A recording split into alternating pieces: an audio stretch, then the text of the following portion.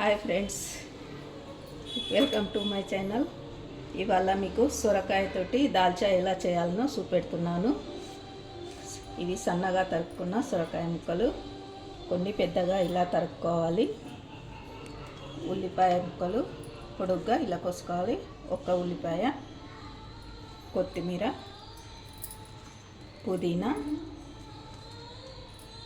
పచ్చిమిర్చి, కరివేపాకు, ఒక కప్పు ఎర్రపప్పు, ఒక కప్పు కందిపప్పు.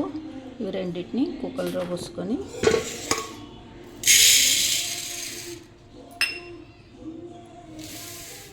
మంచిగా కడిగి ఉడికించుకోవాలి. మనకు పప్పు ఉడికే అన్ని నీళ్ళు పోసుకోవాలి. ముక్కలు, 2 చెంచాల కారము, ఇంత చిన్న చెంచాతోటి,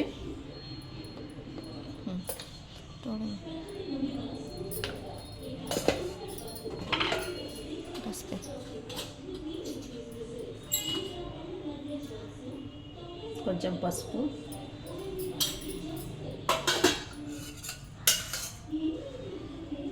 ఇది వాడాలి కదా,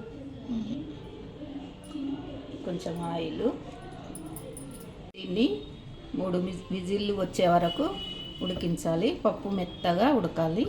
తీసుకోవాలి, దీన్ని మంచిగా కడుక్కోవాలి.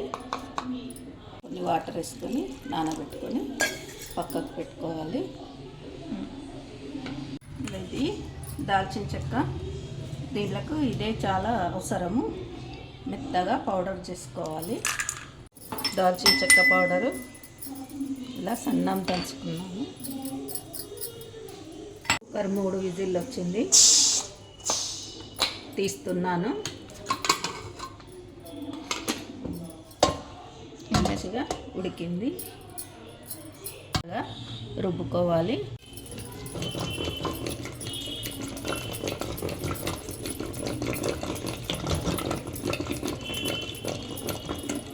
కొన్ని వేడి నీళ్ళు పెట్టుకోవాలి.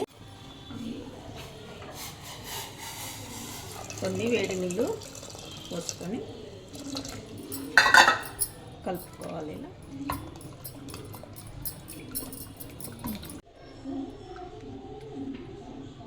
స్టవ్ వెలిగించుకొని ఒక గిన్నె పెట్టుకోవాలి.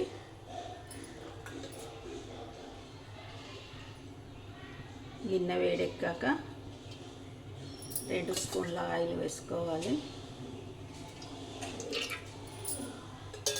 2 ఇలాచీలు, 4 లవంగాలు, కొంచెం సాజీరా,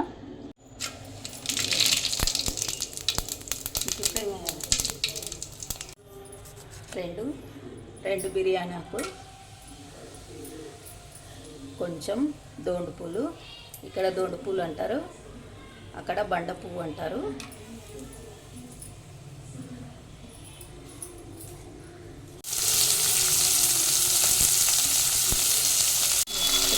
ఉల్లిగడ్డ, సొరకాయ, పచ్చిమిర్చి, కరివేపాకు, పుదీనా, కొత్తిమీర అన్నీ వేసుకొని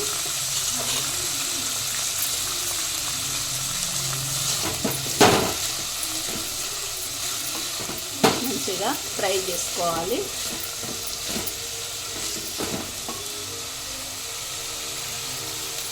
కొంచెం పసుపు వేసుకోవాలి.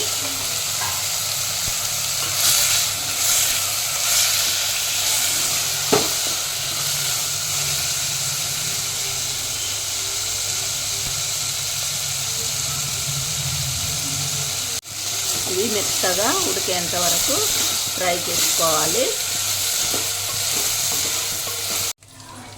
ఇవి మగ్గాక కొంచెం అల్లం వెల్లిపాయ వేయాలి.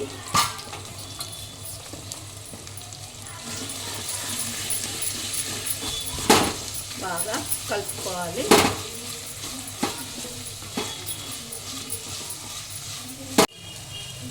చింతపండు రసం పోసుకోవాలి. వాటర్ వేసుకోవాలి. మసిలిన తర్వాత పప్పు వేసుకోవాలి. ఇలా మరిగాక పప్పు వేసుకోవాలి.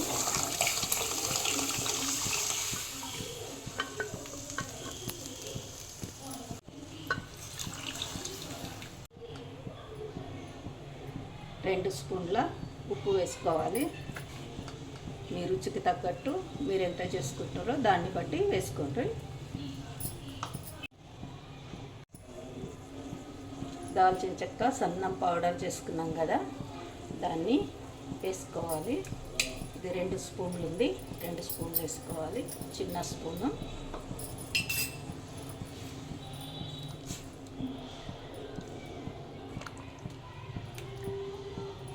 ఇది మరగాలి. ఇలా మరిగించుకోవాలి. ఇది రెడీ అయినట్టే, రెడీ అయింది.